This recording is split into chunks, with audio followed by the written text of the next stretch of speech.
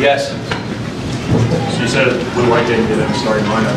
Who's going to go out there first? Don't know who's going to start yet. Don't know. Still trying to figure some stuff out. How much tinkering are you doing lineup-wise, combination-wise? What I'm tinkering with is combinations.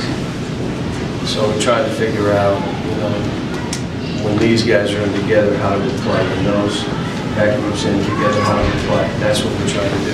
Is this one of the more... Somebody close that door over there. What sort of an impression have you had that the players said you've been scrimmaging the last couple of days looking at different combinations? What sort of an impression has been made on you so far?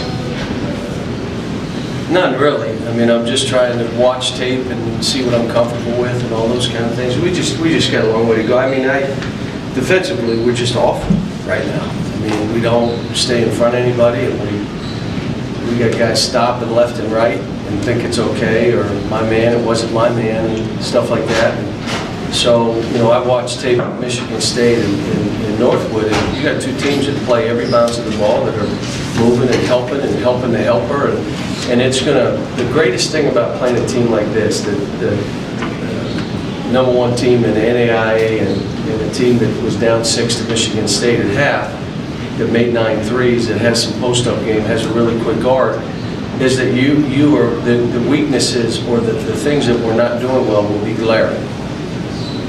And so it's, you know, as much as I don't like to play a team this good this early, you know, this is going to be great for this team, because the more I'm watching tape, the more I'm seeing they've got to change, and they've got to understand that it's got to be a habit. In terms of potential, is this one of the more versatile groups you've had, though, in terms of different lineups that you could, so many different lineups you could run out there that would make you look so many different ways? Yeah, it may be put 5 guys and they got to roll and leave them out there for 8 minutes before you do anything.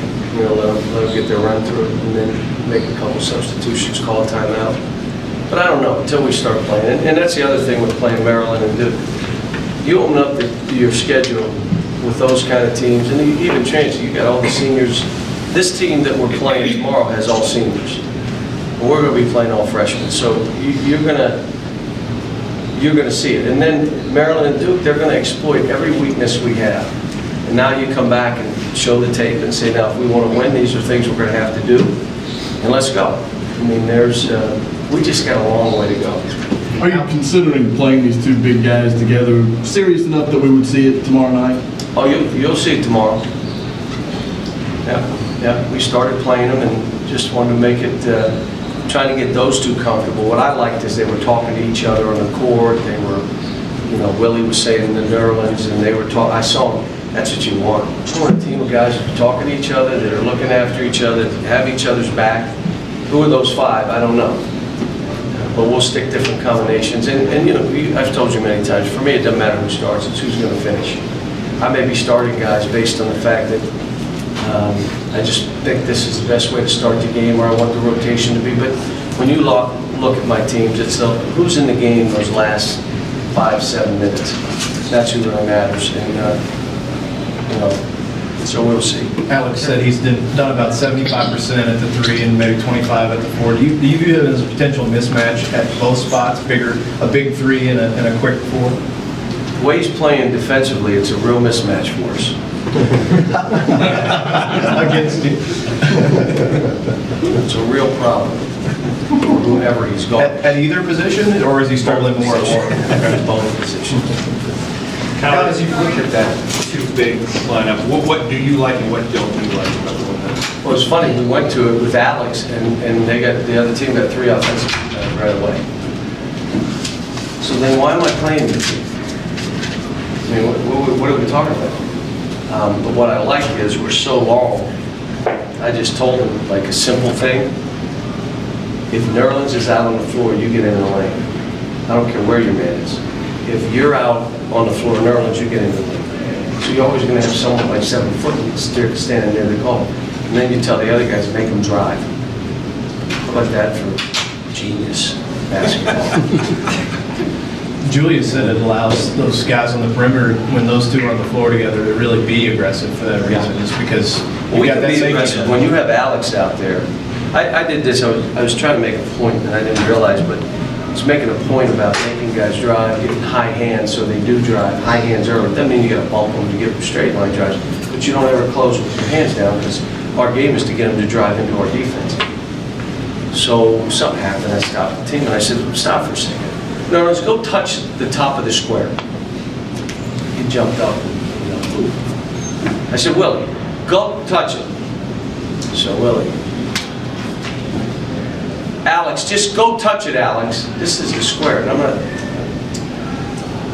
So then I was joking and I said, Kyle. Now he ran from Pittsburgh, but he went up and touched it. Touched the top of the square. And then I said, Archie, guess what?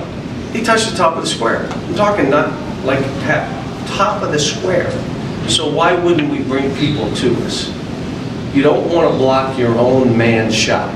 You're trying to block your teammate's shot, his man, not your man. You body him and let us block it. And there's enough guys on the court that can do that, disrupt shots. And that's where Anthony made a lot of his plays last year. So did Terrence, so did Michael, I mean, so did Darius. I mean, we had easy to show that to them on film then? No, that way, or? No, I don't show much of last year. How the In fact, I haven't shown any. NBA season started last night. I think Daniel got picked back up today and give you 21, this program, 21 players in the league. What does that do for Kentucky as a program? Pretty good stuff. I mean, you know, guys are playing well. So happy for Eric Bledsoe. I mean, you got 15 teams trying to trade for him. You know, they love Brandon in Detroit. You know, I'm proud that our guys go in the league and they're prepared to play. And here's the thing, you know, after 2 years, and some of us, I'm not responsible after they've been in the league 2 years.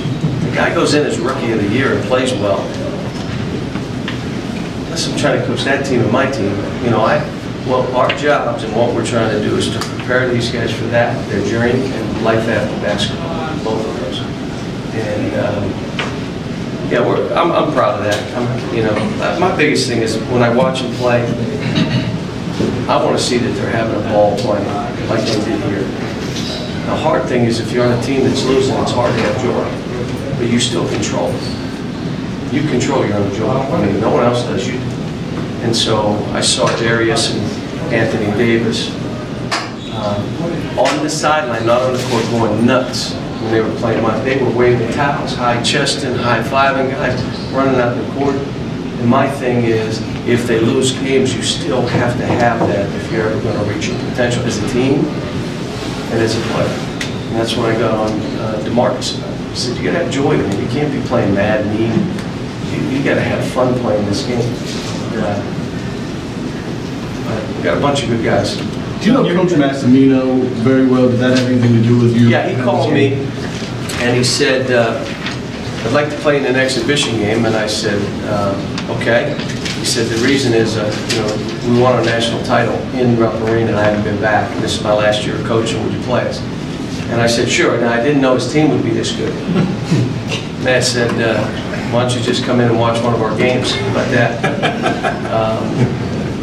But I'm happy for him. And think about it. He was in the final game of the NAIA championship. And I don't know if there's anybody that's won an NCAA championship and the NIA championship. I think there's been a couple that have won the NIT championship or, you know, an NCAA championship, but I'm not sure NAIA. John, you having fun? Yeah, I'm tired.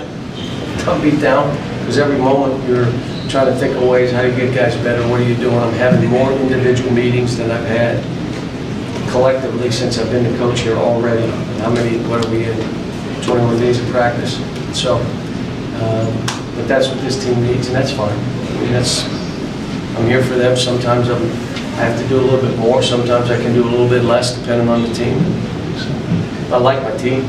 I think we will be good in time. We're just, you know, it's kind of scary. But I know you'll say, you know, us getting dinged is not the worst thing. I'm telling you that for these guys to understand, let's get back down to this and understand you've got to listen. You've got to create habits. You don't have them right now. You know, there's no one's going to foul out. I already called them. we don't have enough time, so I play next week real. So if a guy has 9 fouls, remember DeAndre had 9 fouls? Almost had the triple-double. He had 10 points, 9 assists, and 9 fouls. So it's not because I want them to foul, because I know they're going to charge, I know they're going to reach, I know they're going to leave their feet, because those are their habits right now. Well, I can't have, okay, now you can't play anymore in this exhibition game. We can't do it, or we got to be in scrimmages instead of exhibition games. So, John, your guys have said that they realize it's going to take time and patience before they can be as good as they can be. Is that something you preached, or I've got to think that pleases you to hear they know it's going to take patience and hard work and all that stuff? I think it's more hard work than patience.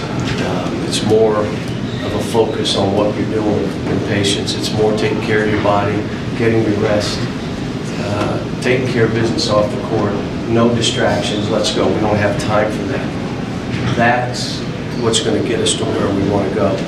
The one guy that has to have patience is me. Like, you know, and that only goes so far with me, I know. So, but like I said, I like our team. I like our personnel. Kyle Wilshire's gotten way better. Ryan Harrow's way better. You know, the young kids are coming along and doing good. John Hood is way better. Jared Polson way better. You know, they're better. Now, you know, get down on the court against a team that's not going to stop till the possession goes, that will try to offensive rebound every ball, that will block you out if you don't do stuff. All those things will come to light in this thing. You're going to say, oh my gosh, he just turned his head, look, and the guy went in and dunked on him. Oh my gosh. Well, if you watched our tape, there are many of those right now. But that's, when you're talking young guys, that's what you have. And, we'll see. What did you think of the NCAA saying head coaches will be more responsible going forward? Have you heard of strict liability? Assistants and players. Have you heard of strict liability? Well, I remember Eddie Sutton got a letter clearing him of everything, and there was questions about that. Well, you're presumed to know from what they say. So if you did not have anything to do with it, you're presumed to know. But there's been strict liability. Heard of strict liability? In most cases, not all. Now it's going to be all cases. There'll be strict liability. I don't know why they're not using the term. But that's what it is. That's what they were saying. Then they went away from it and going back. But if somebody told me if a case is adjudicated before August, it won't matter. Is that true? Yeah, there's a... When did that come? When did that rule happen? I don't quite in the last couple of weeks? I don't know. I don't understand that part of it. So we're going to wait till August. So if anything's adjudicated before then, it won't affect those coaches. But after that, then we have strict liability. We got to clear the table first, and then we'll go forward. Thank you, guys. Thanks.